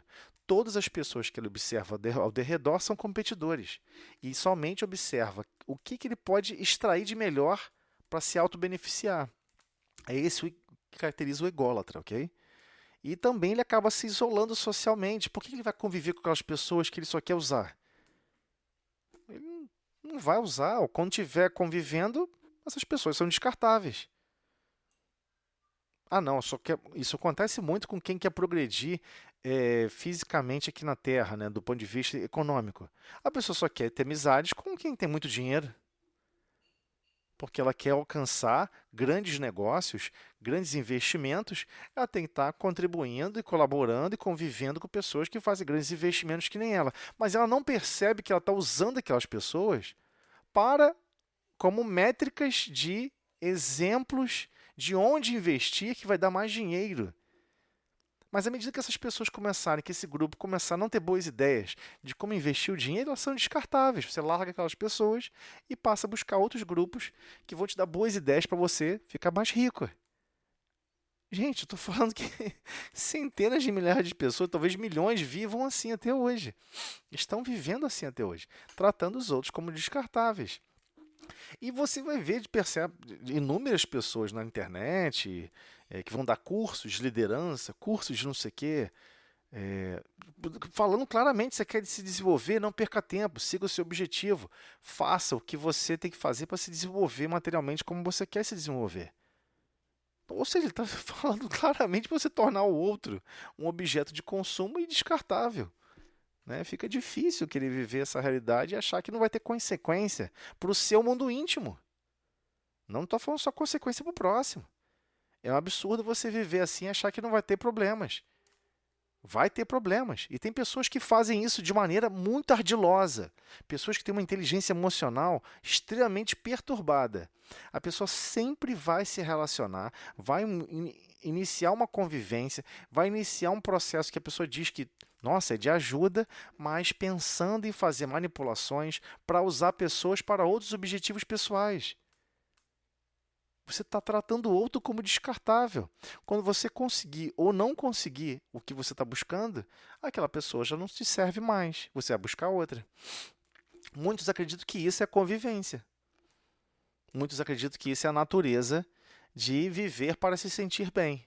É alcançar o que você quer usando os outros. Mas não é assim que a vida funciona, meu Deus. É o contrário. Né? Como ela deixa aqui, ó, cujo valor acaba quando desaparece a utilidade. De imediato, ignorando-as, desprezando-as. Então, muitos fazem assim e agem assim e, por vezes, criam desculpas mentalmente, né? Criam falsas ideias ilusórias que está fazendo isso para ajudar. Não, vou ajudar fulano, mas vai fazer um tráfico de influência naquela ajuda para alcançar outro recurso, para alcançar outro intento, outro poder político, outro poder social de manipulação, para seguir, para que as coisas ocorram do jeito que a pessoa quer. Isso é um problema grave do ególatra. O ególatra ele vive assim o tempo todo, de fazer artimanhas, de criar peças, de criar mecanismos o tempo inteiro para desvirtuar o fluxo natural da vida, para conduzir a vida segundo as rédeas que a pessoa acha que é o certo. É um problema que a pessoa um dia vai ter que lidar com esse problema e resolver. Não dá para viver assim continuamente, né? Isso foram só exemplos, tá, gente? Para a gente entender um pouco mais detalhadamente o parágrafo. Em sucessão, ou seja, sucedendo isso inúmeras vezes, apresenta-se introvertido, egoísta, possuindo sem repartir, detentor de coisas, não de paz pessoal. Em sucessão, o que acontece? O que acaba se sucedendo, né?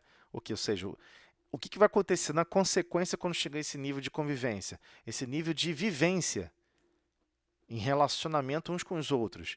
Essa pessoa vai parecer um pouco mais introvertida, ou seja, a pessoa um pouco mais fechada, ela fica um pouco mais fechada. Todo momento ela não percebe, mas acaba sendo egoísta.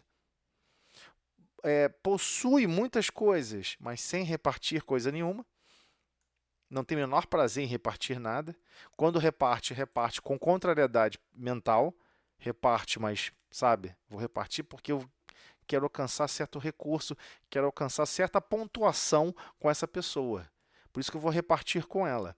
Mas, no fundo, a pessoa está se corroendo por dentro. Ela não queria estar fazendo isso. Então, detentor de coisas. A pessoa é detentor de coisas. E especialmente não de paz pessoal. É detentor de coisas, ou seja, de objetos. Só que todos vão desencarnar, meu Deus. Todos, sem exceção, todos os objetos vão ficar para trás. Nem corpo físico você leva. O que falta? O que sobra, aliás? O que sobra quando você desencarna? O que você conseguiu se empenhar? A sua consciência exercendo o bem e a verdade. Só isso conta ponto. O resto não conta ponto nada para você. Eu estou falando conta ponto não é para Deus, não. É para a sua própria consciência, porque você vai ficar se cobrando. Poxa, por que eu fico perdendo tempo com isso? Caramba, toda vez que eu caio na encarnação, eu fico me queixando da parte material, eu fico botando culpa um monte de coisa, mas eu nunca olho para dentro de mim mesmo e não percebo que eu é que não quero funcionar segundo os princípios divinos. Sou eu que quero funcionar de maneira distorcida. É essa a essência que é tão difícil a gente perceber da verdadeira maturidade espiritual que todos nós estamos buscando, né? Mais um pedacinho aqui, vamos lá. A imaturidade, de maneira geral, né, que eu vou começar a explicar para a gente no texto, a imaturidade expressa-se através da preservação dos conflitos. Isso é muito importante. Isso aqui é gigantesco, esse trecho aqui do texto. A imaturidade expressa-se através da preservação dos conflitos, graças aos quais muda de comportamento sem libertar-se da injunção casual, que são a frustração, o desconforto moral e a presença da infância. Ok? A frustração. A gente vai voltar nisso aqui. O desconforto moral. Talvez não dê para falar por causa do tempo. Já tem 1h20 ali. Que horas são? Eu tô meio perdido aqui de horário. Deixa eu ver aqui no relógio. Nossa, já são 8 horas. A presença da infância. Calma que a gente vai tentar avançar aqui um pouquinho mais. Só para fechar esse parágrafo, por favor. E mesmo quando se apresenta completado, as suas reações prosseguem infantis, destituídas de sensibilidade, no tormento de metas, sem significado. A Joana não é mole, não. No tormento de metas, sem significado. Então vamos voltar. A imaturidade expressa-se através da preservação dos conflitos. Quando ela está falando de conflitos, ela está falando de conflitos. Todo mundo fica achando que tem a ver com, fez uma birra, fez uma briguinha com alguém, não aceitou isso, ficou chateadinho com o outro. Não é disso, não. Isso também é imaturidade, mas não é disso que ela está falando, não. Ela está falando de uma coisa mais profunda. Ela está falando do conflito que você traz internamente de si para consigo. Esse é o problema. São os conflitos que nós trazemos de si para consigo. Não tem como explicar melhor. Ela não está falando de alguma coisa externa à pessoa. Ela não está falando o seguinte, olha, teve eu vou preservar um conflito que eu tive com Beltrano. Fui lá, briguei com o cônjuge, ou fui lá, briguei com meu chefe, ou com um colega, ou com um amigo, e eu vou ficar preservando aquele conflito para sempre. Ela não está falando explicitamente somente nesse contexto, não. Porque é lógico que esse contexto é um traço de imaturidade. Não ter grandeza espiritual para perdoar, e especialmente não ter grandeza essencial para reconhecer que falhamos em certas questões. Peraí, eu também não fui correto, não fui coerente. Eu falei assim, eu tenho que admitir que eu estava errado. Eu tenho que admitir que eu explodi, que eu fiquei colerizado. Peraí, posso estar exagerando sobre isso.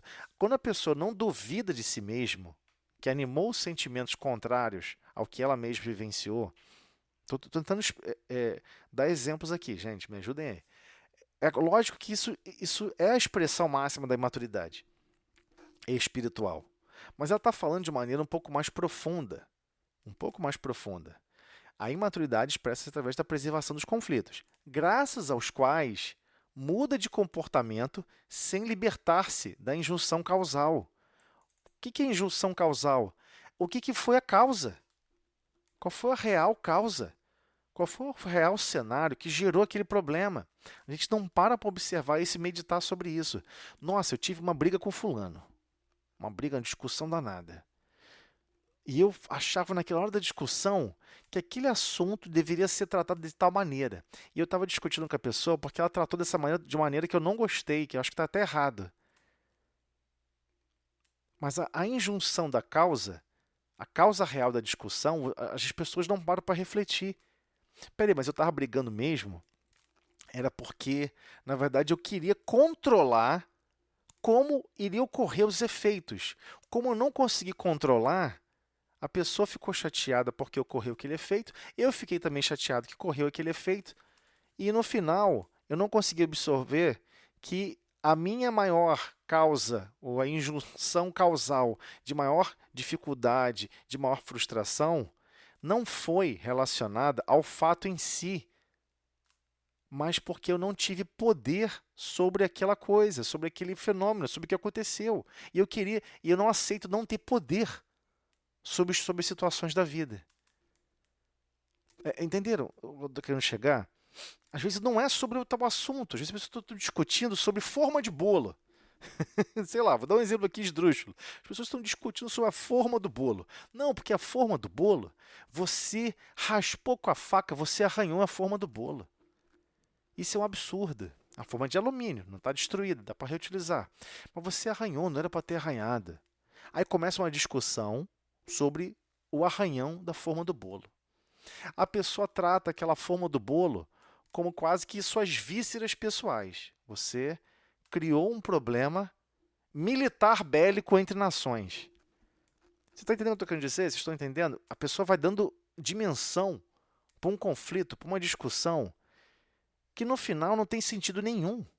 E a pessoa não percebe qual é a causa. A real injunção causal não foi a forma em si. A real injunção causal foi: eu mandei você nunca mais usar a faca que você usou, seu miserável. A injunção causal é o poder. A pessoa queria ter o poder de controlar o outro e não tem. De querer poder limitar o que o outro vai fazer de errado e não tem. A injunção causal é a percepção de não ter poder de controlar o que o outro erra. Vocês entenderam o que eu estou querendo dizer? A origem da frustração, sabe, aquele desconforto, sabe? E a pessoa, o que acontece com a pessoa quando a pessoa está nesse estado mental mais, sabe, aborrecido? Ela começa a agir às vezes igual a criança. Tô de mal, não fala mais com você. A pessoa para de falar com você. Isso acontece como cônjuge, com qualquer relacionamento. Você olha para o fenômeno e fala: meu Deus do céu, será que a forma de bolo é tão importante assim? A pessoa vai parar de falar comigo, vai ficar 2, 3 dias chateado comigo, sem falar comigo, vai criar um desconforto moral. Quando estivermos em conjunto, a pessoa vai criar um desconforto moral. Em que sentido? Você não sabe conviver preservando as coisas uns dos outros. E vai começar a criar métricas de mais desconforto moral. Todos nós fazemos isso o tempo todo uns com os outros, porque achamos que é assim que vamos forçar o outro a viver a nossa verdade. Mas essa injunção causal real, a gente não consegue se libertar dela. Então essa injunção causal às vezes quando você vai ver, a pessoa já estava pré-frustrada com outras coisas. A pessoa já estava também com outros desconfortos morais, só acumulando, só acumulando, só acumulando. E com, sabe, essa presença da infância não atendida. Pô, na infância você não tem vida, cara. Pelo amor de Deus, você não pode escolher sua roupa. Você não pode ir e vir para onde você bem entender. Você fala assim, quer saber, eu vou ficar jogando bola mais 2 horas. Ninguém vai deixar você fazer isso, você é uma criança. Tem alguém guiando e mandando em você o tempo inteiro. Então, esse efeito da infância, dependendo do grau de desenvolvimento do espírito, é um impacto profundo. E está somado a tudo isso, está somado a frustrações que nós temos contínuas. Frustrações porque entendíamos a vida de um jeito e percebemos ela de outro. A pessoa não quer viver a vida como uma caixinha de surpresa em que eu vou somente me armar com boa vontade e coragem e, no final, eu vou conseguir empenhar o meu coração na direção correta. Não, a pessoa quer controlar o ambiente externo. A pessoa quer controlar um planeta, quer controlar a temperatura da casa. Mas agora está muito frio. Meu Deus, que horrível. Eu não aguento mais esse frio. Cria frustrações e vai somando frustrações. Devia estar agradecendo. Senhor, ainda bem que está mais frio. Ainda bem que estou sentindo isso. Ainda bem que eu estou percebendo isso. A gente não envolve as dificuldades com agradecimento. A gente envolve as dificuldades com frustração. E com desconforto moral. Olha do que ela está falando, aspectos complexos que a gente não percebe. E mesmo quando se apresenta completado, as suas reações prosseguem infantis, destituídas de sensibilidade, no tormento de metas sem significado.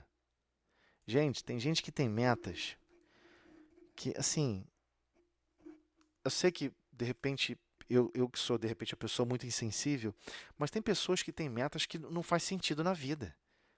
A pessoa, por exemplo, compra... Eu estou falando porque eu vi uma pessoa fazendo isso, eu não vou citar o nome aqui de ninguém, mas eu vi uma pessoa fazendo isso há muitos anos atrás.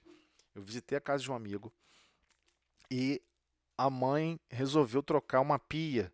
Nem muito bem uma pia, era uma bancada onde ela resolveu botar um granito branco. Uma pedra branca lá, cara, que mancha por qualquer coisa. Se você encostar a mão, ficar muito tempo, está arriscado manchar.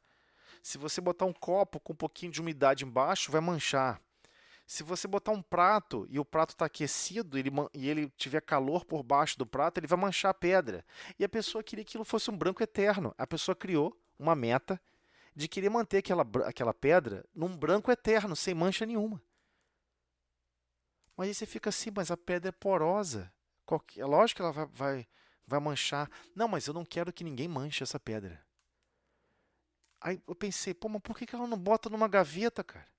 Por que ela não pega essa pedra e bota, sei lá, embaixo da cama, sei lá, no teto, no sótão, num porão? Não vai manchar nunca. Você embala e não vai manchar nunca.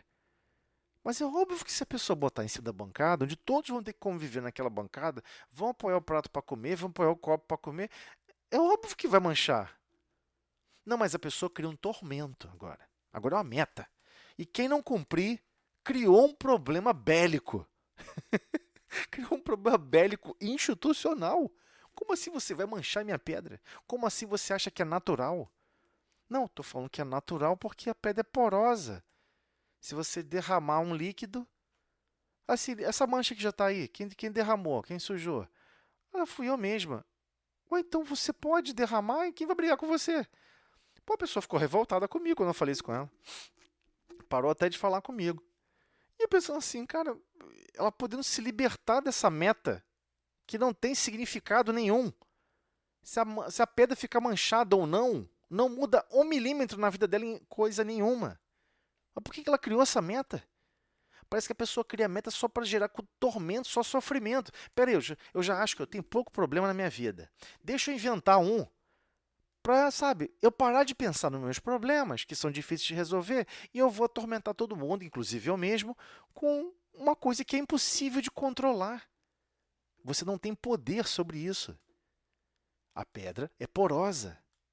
O líquido vai penetrar nas ranhuras da pedra e ela vai manchar. Essa é a essência da mancha. Depois você pode até esmerilhar, arrancar várias camadas. Dependendo de qual a porosidade, a pedra vai manchar profundamente. Mas a pessoa criou uma meta que quer deixar aquela região da casa como se fosse uma foto de um livro, de arquitetura.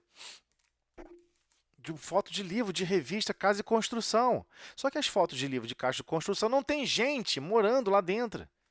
Foi feita só para foto. Não tem ninguém lá dentro. E a pessoa cria uma meta, um tormento inatingível.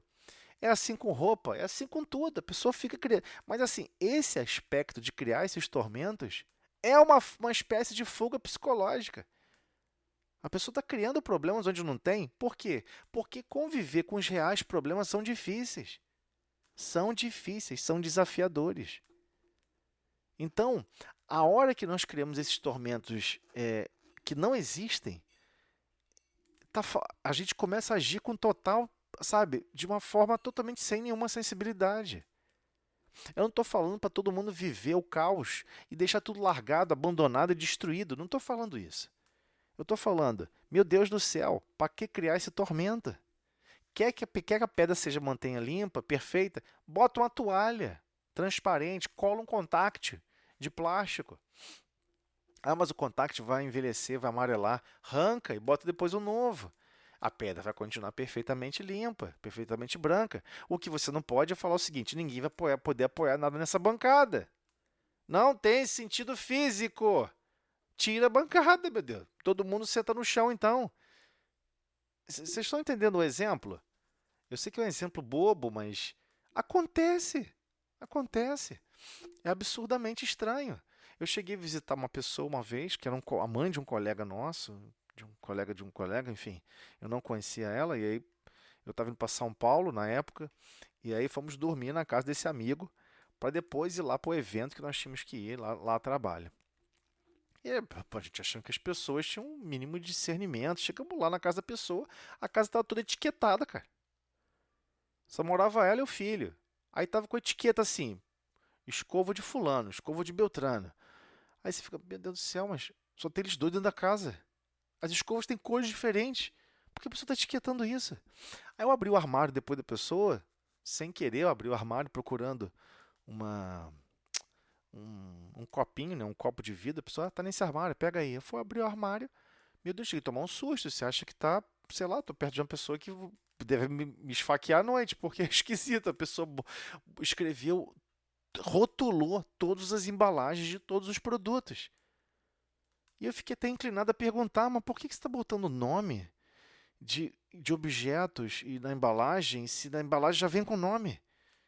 Então, quando eu fiz menção de perguntar, aí o filho fala, não, pergunta não, pelo amor de Deus. Pergunta não.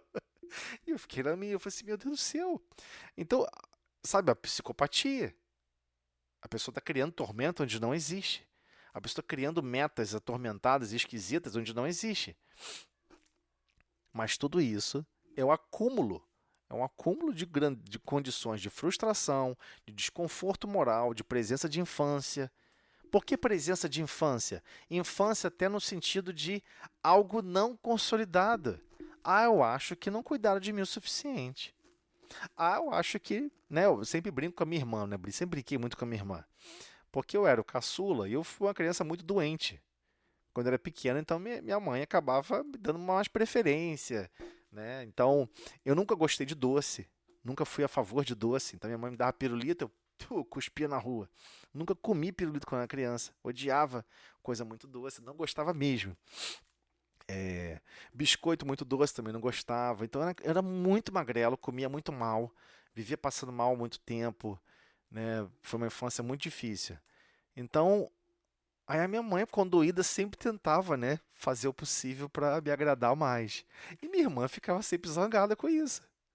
Porque ela também queria ser agradada. Só que depois de adulto, ela ainda lembra disso e fala, você que é o caçula, né? Que a sua mãe é cuidando só de você que é o caçula. Eu fico assim, caraca, pelo amor de Deus, cara. É nesse sentido. A pessoa ainda sente a necessidade de ser, não é ser amada pela mãe ou pelo pai. É ser amada a mais. Tem que ser um processo de disputa. Tem que ser amado a mais. Então você fala assim, boa noite, meu amor. Aí você assim, vai falar só meu amor pra mim? Não vai falar super amor, não? Não vai falar meu amorzão, não? Amor já virou bagunça. Todo mundo agora é amor. Tem que ser super amorzão. Vocês já perceberam isso? Esse é o aspecto de presença de infância. Porque lá tem um conflito. Qual é o conflito? Eu precisava de mais amor na infância. E você cresce com esse conflito. Eu não tive amor suficiente. Não cuidaram de mim o suficiente. Puxa vida, como eu senti falta de ter esse tipo de atenção e de cuidar na minha infância. Mas se você sentiu falta, o que você tem que fazer? Desempenha ele agora com mais amor e mais afinco do que foi desempenhado pelos seus pais. Ué. Simples assim. Não tem como você resgatar uma infância que já passou. Passou. É nesse sentido que eu estou falando da presença de infância, né, também, desse aspecto de presença de infância que fica impregnado na consciência do espírito ali, animando o corpo físico. E que a gente tem que perceber que sim, é um conflito. É um conflito complicado, que a pessoa tem que superar. Né? Você teve pais que eles eram limitados. Todos nós somos limitados. Mas sempre questionamos que para trás foi mais limitado ainda. Então, mas você mesmo, quando se observar daqui a 10 mil anos, você vai falar, nossa, como é que eu pude ser mãe ou pai assim desse jeito? Eu pude ter sido muito melhor. É sempre assim, entendeu? A gente tem que entender isso. Agora, não podemos criar no nosso mundo íntimo essas experiências como máquinas de fabricar dinheiro, ou fabricar panela, ou fabricar frustração, fabricar desconforto moral e fabricar aquilo que nós não fomos atendidos na infância. É estranho, porque senão você vai querer ter essa presença da infância de novo na sua vida. Né? É engraçado como, por exemplo, as pessoas falam assim, vai cortar bolo, né? E geralmente é uma provocação social. Né? Você vai cortar o bolo, para quem vai ser o primeiro pedaço? É aquela pessoa que ele mais valoriza. A pessoa devia ter respondido assim, poxa, mas aqui é um cálculo binário, um cálculo matemático esquisito, vocês estão me impondo, porque tem várias fatias. A primeira fatia, eu nunca vou poder escolher uma segunda fatia, uma terceira fatia. De repente, eu não considero vocês nenhum aqui nessa sala suficientemente possibilidade de receber a primeira fatia. Como é que eu vou dar a terceira, a partir da terceira para todo mundo? Mas aí você está criando uma injunção de constrangimento para explicar alguma coisa? Porque é difícil explicar a primeira fatia do bolo. Entendeu? Como é que a pessoa o grupo cria um constrangimento moral para que você seja obrigado a entregar a primeira fatia para alguém. Vocês perceberam? Né? Quando as pessoas que gritam isso primeiro, na verdade ela está gritando a presença da infância dela. Por quê? Em que sentido? Não no sentido alegre e feliz, mas no sentido que de repente ela nunca foi contemplada com a primeira fatia do bolo. E ela quer ver isso acontecer com o outro. Então é uma falta de sensibilidade para com todos que estão ali. Né? Então fica complicada. O certo seria, peraí, eu vou dar para vocês essas fatias de bolo concomitantemente. Por favor, cada um estique aqui a mão na mesa e eu vou criar um mecanismo que vai abrir essas fatias de bolo em espiral. Todos os ângulos vão sair tangenciais e todos vão receber a fatia do bolo ao mesmo tempo. Porque todos vocês são importantes ao mesmo tempo para o meu coração. Entendeu? A gente não convive no dia a dia criando união e harmonia e fraternidade uns com os outros. E é engraçado, as pessoas não questionam isso. As pessoas acham que isso é natural. Eu sei que deve estar alguém rindo sobre isso daí, mas todo mundo acha que isso é natural. Não, a pessoa tem É que... que a Sim, pode falar, Andréia Vanessa. falou que o filho dela sempre falava que o primeiro era dele. Aí por isso que eu ri. Então, entendeu? Mas é um constrangimento que às vezes os pais sofrem de uma convivência social, de um grupo social, de uma época planetária. Ah, todo mundo sempre fez isso, as pessoas continuam com esse hábito. Entendeu? Ninguém vai te vender uma forma de bolo que já coloca as fatias saindo igualitariamente, concomitantemente, ou seja, ao mesmo tempo, todo mundo recebendo a mesma fatia ao mesmo tempo. Para acabar com essa questão. Todos são importantes nas nossas vidas. Nosso coração se completa com a convivência uns com os outros. Todos teremos que aprender a desenvolver a cooperação fraternal uns com os outros. Claro que às vezes você tem uma ligação mais profunda com outro espírito ali, mas você está 10.000 anos reencarnando com aquele espírito. Você já passou as coisas mais absurdas na face da Terra com esse espírito. Já desencarnou junto, já caiu em penhasco junto, já capotou junto, já participaram a vida em convivência muito mais intensamente. É óbvio que vai haver uma presença e uma condição de convivência mais profunda um com o outro. Claro que quando isso amadurece, um quer ver aquele coração desenvolvido do outro sendo cada vez mais fraternos e envolventes uns com os outros. A pessoa não quer que seja só envolvente com ele mesmo. Quer que aquele coração que se desenvolveu seja também envolvente para com os outros. Seja sacrificial para com os outros. Você não quer desenvolver o seu filho para amar só você mesmo. Você quer desenvolver seu filho para amar também a você, já amou, ok? Já alcançou esse nível. Agora, por favor, pegue esse nível de capacidade de amor e floresça para todos que passem ao seu derredor. Faça do caminho onde você estiver um canteiro de paz e alegria. Saiba desenvolver a alegria do amor que você tem para comigo, que também floresça com outros corações por onde estiver. Mas essa é a essência que todos nós gostaríamos de estar empenhando. Gente, esse parágrafo foi um pouco mais difícil, eu me alonguei um pouco mais, vocês me perdoem. Eu acabei falando demais, mas a gente continua aqui nesse parágrafo na semana que vem, tá bom? Então nós avançamos aqui alguns parágrafos importantes, tá? Do homem psicológico maduro, tá bom?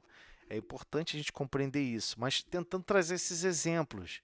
Se vocês tiverem um tempinho, dá uma lidinha nesse capítulo, lê com calma, e a gente vai percebendo que tem uma série de aspectos que a gente não percebe, né?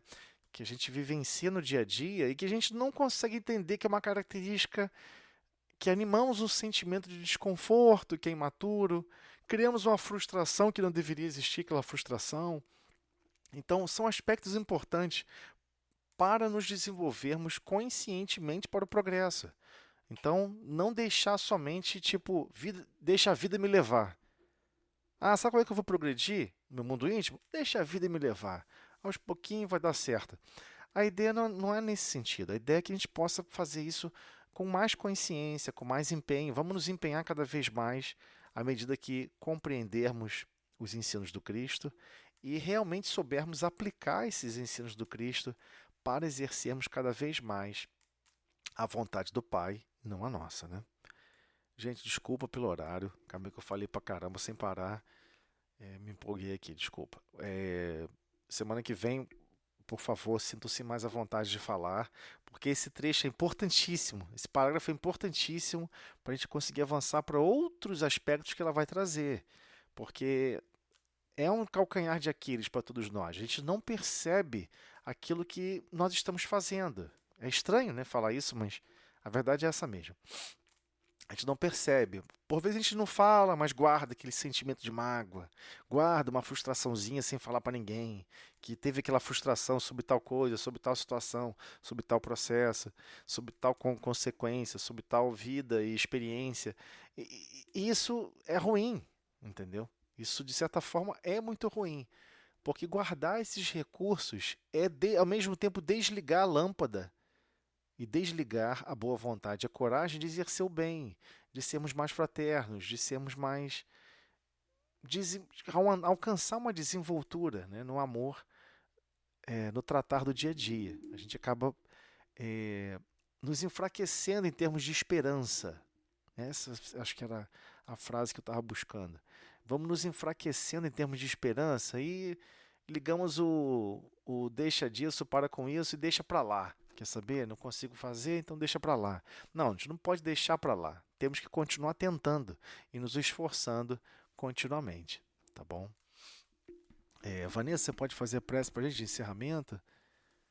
Se você não estiver dirigindo, hein? Por favor, não vai fechar o olho aí, não. Não, já tô em casa já. Ah, tá. Só, Tá só ok. que de vez em quando pode ouvir o barulho de uma criança gritando, o Não, outro tranquilo. chamando, e cachorro Tranquilo. latindo. Tranquilo, tranquilo.